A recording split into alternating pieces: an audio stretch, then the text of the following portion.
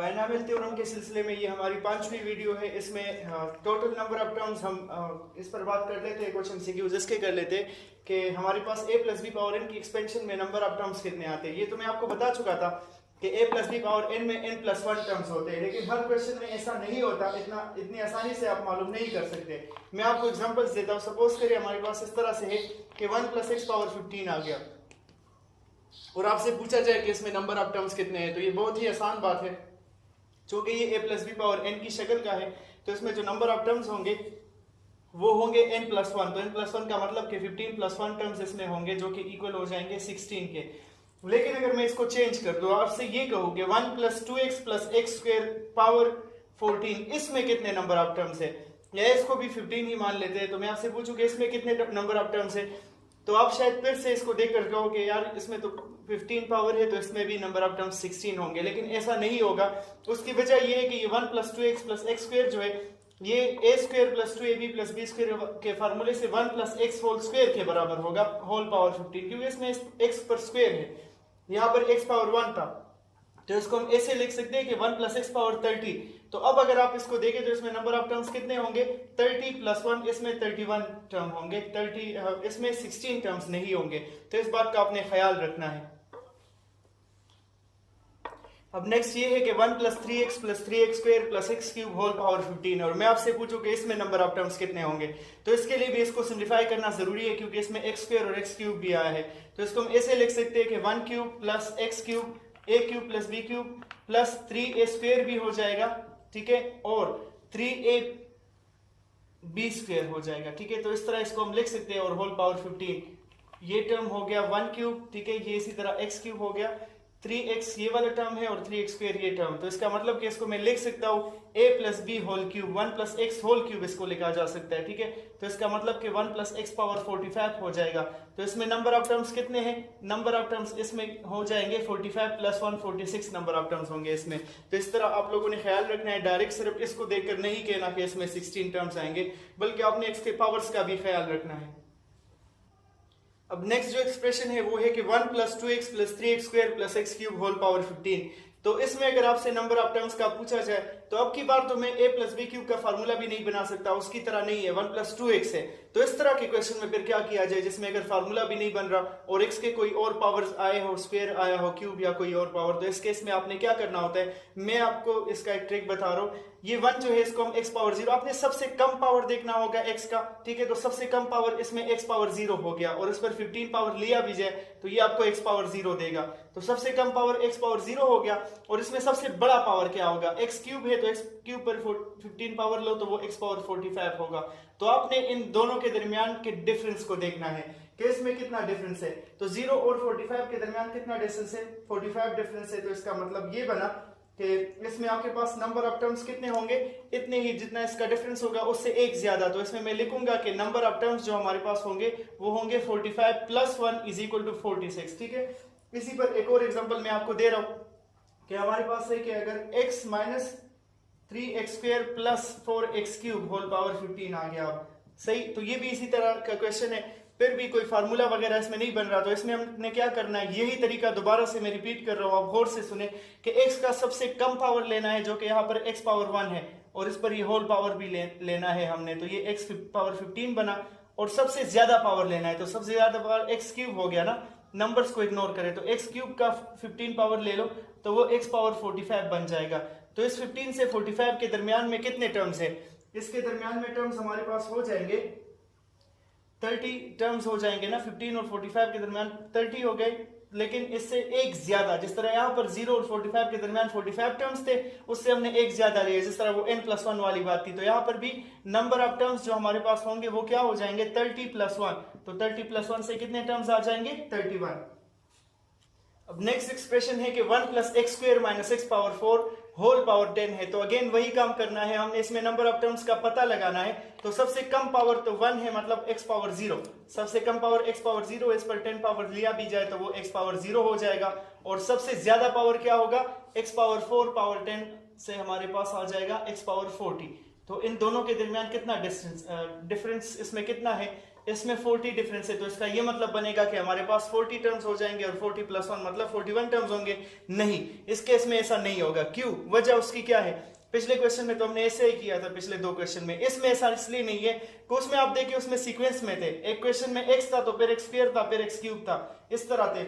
यहाँ पर वैसा नहीं है, यहाँ पर हमारे पास 1 के बाद मतलब x पावर 0 के बाद x स्क्वायर है और x स्क्वायर के बाद x पावर 4 है, मतलब इसमें दरमियान में एक एक टर्म का गैप रखा गया है। तो इसका मतलब क्या बनेगा कि 0 से 40 तक इसमें हमारे पास 40 टर्म्स नहीं आएंगे, बल्कि कितने टर्म्स आएंगे? 20 आएंगे। इन 20 होगा तो नंबर ऑफ टर्म्स कितने हो जाएंगे? 20 प्लस 1, मतलब जो 40 है तो उसमें गैप है तो डिवाइड कर लेंगे 2 से और प्लस 1, तो ऐसे 21 टर्म्स हमारे पास आ जाएंगे। इस बात का आपने ख्याल रखना है। नेक्स्ट एक्सप्रेशन है कि x क्यूब प्लस 2 प्लस 1 और x क्यूब होल पावर 10। तो इसमें भी नंबर ऑफ टर्म्स हमें मालूम करने, तो फिर से वही काम, सबसे कम पावर। तो यहाँ पर x पावर माइनस 3 है ये असल में, तो x पावर माइनस 3 का 10 पावर लेंगे तो इससे x पावर माइनस 30 आ जाएगा। और जो सबसे बड़ा पावर है वो x पावर 3 है, तो उसका भी 10 पावर ले लो तो 30 आ जाएगा। तो माइनस 30 और 30 के दरमियान कितना डिफरेंस होगा, कितना डिस्टेंस है इनके दरमियान? सेकंड से फर्स्ट माइनस कर लो, मतलब इनके दरमियान 60 का गैप है। ठीक है, तो इसका मतलब कि हमारे पास 60 नंबर ऑफ टर्म्स होंगे। नहीं, 60 इसलिए नहीं होंगे कि आप यहां पर देख सकते हो कि x पावर 3 है, फिर x पावर 0 है, फिर x पावर माइनस 3, मतलब इनके दरमियान 3 का गैप आ रहा है, जिस तरह पिछले क्वेश्चन में 2 का गैप आ रहा था। तो इसका मतलब कि 60 को हमने डिवाइड करना है किस पर? 3 पर, और प्लस 1 आएगा साथ में, तो 20 प्लस 1, इसमें कितने टर्म्स हो जाएंगे? 21 टर्म्स। तो उम्मीद है कि आपको इस पर ये कुछ एग्जांपल्स मैंने किए, इससे ये क्लियर हो गया होगा कि नंबर ऑफ टर्म्स कैसे मालूम किए जाते हैं। आप खुद भी इस पर कुछ एग्जांपल्स ट्राई कर ले। नेक्स्ट क्वेश्चन है कि coefficient of r in r-1 term are equal in 1 plus x power 21, then r की वैल्यू क्या होगी? तो पहली बात कि इसको भी हम जनरल टर्म्स के फार्मूले से चेक कर देते हैं कि tr plus 1 ncr a power n minus r और b पावर r के बराबर होता है। तो इसका मतलब क्या बना इस फार्मूले से? मेरा मतलब सिर्फ ये था कि tr प्लस 1 में हमारे पास जो कोएफिशिएंट होता है tr प्लस 1 का, वो ncr होता है। तो tr का कोएफिशिएंट क्या होगा? अगर tr प्लस 1 का कोएफिशिएंट ncr होता है r प्लस 1 से एक कम, तो इसका मतलब कि tr का जो कोएफिशिएंट होगा, यहाँ पर हमें दिया गया है कि कोएफिशिएंट ऑफ tr जो होगा वो इक्वल होगा कोएफिशिएंट ऑफ tr माइनस 1 के। ठीक है, तो इसका मतलब कि tr का कोएफिशिएंट होगा ncr माइनस 1, यहाँ पर जो कुछ होता है उससे एक कम होता है। इसी तरह r माइनस 1 का कोएफिशिएंट होगा ncr माइनस 2, इस तरह हो गया। अब हमने करना क्या है? इसको एक्सपेंड करना है ना, तो इसको कैसे एक्सपेंड करेंगे मैं आपको तरीका बताता हूँ। इसके लिए आसान सा, इसके लिए तरीका ये है, देखिए मैंने इसको एक्सपेंड नहीं किया उस तरह जिस तरह के हम नॉर्मली करते हैं एनसीआर को, क्योंकि एक्सपेंड करने की जरूरत ही नहीं है। मैंने आपको कुछ रिजल्ट्स बताए थे पहली वीडियोस में, इस प्लेलिस्ट की पहली वीडियोस में इस पर हम काम कर चुके हैं कि अगर एनसीए और एनसीए बी बराबर हो तो फिर ए प्लस बी का सम इस एन के बराबर होता है। तो यहाँ पर भी हम वो रिजल्ट यूज कर सकते हैं, एनसीआर माइनस 1 और एनसीआर माइनस 2 इक्वल है, तो इससे हम लिख सकते हैं कि A plus B is equal to N. A की जगह आर माइनस 1 है प्लस बी की जगह r माइनस 2 है, इन दोनों का सम बराबर आएगा n के, इस प्रॉपर्टी से। तो r और प्लस r से 2r आ जाएगा, 2r minus 3 is equal to हमारे पास n आ जाएगा। ठीक है, लेकिन n की वैल्यू हमें गिवन है। n की वैल्यू क्या है? आप यहां से देखें 1 प्लस x पावर 21 है, तो इसका मतलब कि n हमारे पास क्या हो जाएगा? यहां से 2r माइनस 3 आया और n की वैल्यू 21 है, माइनस 3 इस तरफ ले जाएंगे तो 2r इज इक्वल टू 24 और 2 से डिवीजन कर लो तो r आ जाएगा बराबर 12 के। अब बात करते हैं ग्रेटेस्ट कोएफिशिएंट इन बायनॉमियल एक्सपेंशन की। अक्सर एमसीक्यूज में आपको कोई एक्सप्रेशन दिया जाता है और कहा जाता है कि इसमें ग्रेटेस्ट कोएफिशिएंट क्या होगा।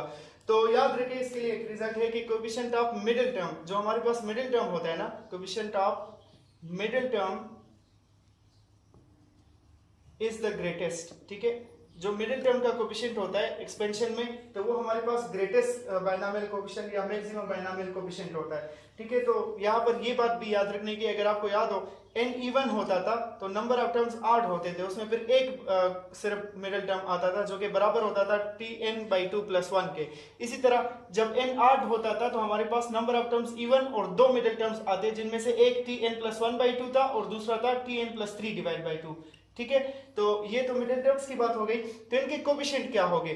तो अगेन वही बात, जब tr प्लस 1 हो तो हमारे पास कोएफिशिएंट ncr होता है, tr प्लस 1 हो ना, जनरल टर्म में आप देख सकते हो, अगेन मैं आपको दिखवा देता हूं, तो इसमें कोफिशिएंट NCR होता है, फिर a power n minus r b power r, तो सिर्फ कोफिशिएंट की बात हो रही है ना, a power n minus r और b पावर r को देखने की जरूरत नहीं है।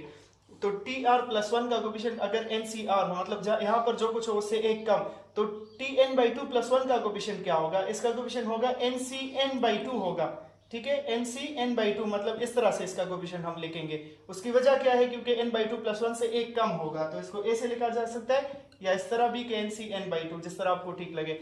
इन दोनों के कोफिशिएंट जो होंगे वो क्या होंगे, इस tn+1/2 का कोफिशिएंट होगा n+1/2 -1 हो जाएगा ना, तो n+1/2 -1 से हमारे पास क्या आएगा, ये NCn-1/2 आ जाएगा, इस तरह से होगा। और इस वाले का हमारे पास कोफिशिएंट क्या आएगा, NCn+1/2। इनसे 1 माइनस कर लो तो आपको खुद ब खुद अंदाजा हो जाएगा ना, यहाँ से 1 माइनस कर लेंगे तो n+1/2 से n+1 -2/2 हो जाएगा, तो वो n-1/2 हो जाएगा। यहाँ से कर ले -1 तो n+3 -2/2, तो इससे n+1/2 आता है। तो इस पर हम क्वेश्चंस करते हैं कि इनके ये कैसे मालूम किए जाते हैं कोफिशिएंट्स को। अब अगर आपको एमसीक्यू में दिया जाए कि 18CR will be maximum if R is equal to what, तो वही बात, ग्रेटेस्ट या मैक्सिमम कोफिशिएंट क्या होगा। यहाँ पर n क्या है, NCR में n इवन है ना, n 18 है तो इवन है, तो इवन के लिए अभी हमने पढ़ लिया कि उसके लिए ग्रेटेस्ट कोफिशिएंट क्या होगा, NCn/2 होगा। तो इस हिसाब से हमारे पास यहाँ पर R जो होगा वो n/2 के बराबर हो जाएगा, तो n/2 का मतलब कि 18/2, तो इससे R की वैल्यू क्या आ जाएगी, 9।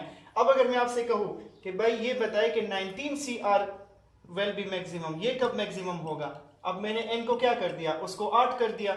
If r is equal to r की किस वैल्यू के लिए हमारे पास 19CR मैक्सिमम होगा, तो चूंकि n 8 है तो इसमें दो आएंगे ना हमारे पास, एक आएगा NCn-1/2 जिस तरह मैंने आपको भी पिछले प्रेम में करवाया था, और एक आएगा NCn+1/2, ठीक है। तो ये दो हमारे पास मेरे जो होंगे वो आएंगे। तो एक बार हम r को n-1/2 के बराबर लेंगे, तो इसका मतलब कि 19 - 1 18/2 से 9 आ जाएगा। दूसरी बार n+1/2 के बराबर लेंगे r को, r की जगह ये दोनों रखने हैं, तो 19 + 1 20/2 से 10 आ जाएगा। तो इस केस में r की वैल्यूज क्या होगी, 9 और 10। तो इस तरह का कोई भी एमसीक्यू आ जाए आप इन दोनों फार्मूले से इसको आसानी के साथ कर सकते हैं। नेक्स्ट एक क्वेश्चन है कि find term independent of x in x+1 और x⁻⁶। अब टर्म इंडिपेंडेंट ऑफ x का मतलब ये हो जाएगा कि वो टर्म जिसमें कि x ना हो। तो सबसे पहला काम तो हमने ये करना है कि जनरल टर्म का फार्मूला लिख लेते हैं, tr+1 NCR a power n - r और b पावर r, इसमें पुटिंग कर लेते हैं, ठीक है। तो r की वैल्यू तो हमारे पास नहीं है, वो तो हम मालूम करेंगे, तो फिर पता चलेगा। कैसे मालूम होगी मैं आपको बताता हूँ। n की जगह 6 आया है तो 6CR, a की जगह x है तो x पावर 6 - r, और b की जगह 1/x है तो वो 1/x पावर r आ जाएगा। आपने करना ये है कि x को एक साथ मिला लेते हैं, ठीक है। 6CR अपनी जगह, यहाँ पर x का पावर 6 - r है और यहाँ पर ये x पावर -r हो जाएगा जब x को हम ऊपर ले आएंगे।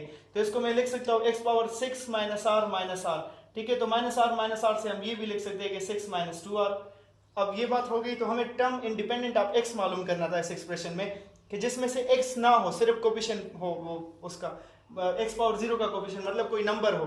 तो x पावर 0 अगर हो गया तो इसका मतलब कि x खत्म हो जाएगा। तो हमने क्या करना है, पुट कर लेंगे x के पावर को 6 - 2r को 0 के बराबर, तो 2r = 6 हो जाएगा, और इससे हमें r की वैल्यू क्या मिल जाएगी, 3। तो r की ये वैल्यू उठाकर यहाँ पर पुट कर लेते हैं, t3+1 आ जाएगा, यहाँ पर 6c3 और x पावर 0 आ जाएगा। तो 6c3 का क्या मतलब, 654 डिवाइड बाई 321, इनको मल्टीप्लाई करें, ये खत्म, और 5 4 हमारे पास 20 आ जाएगा। तो ये हमारा आंसर बना।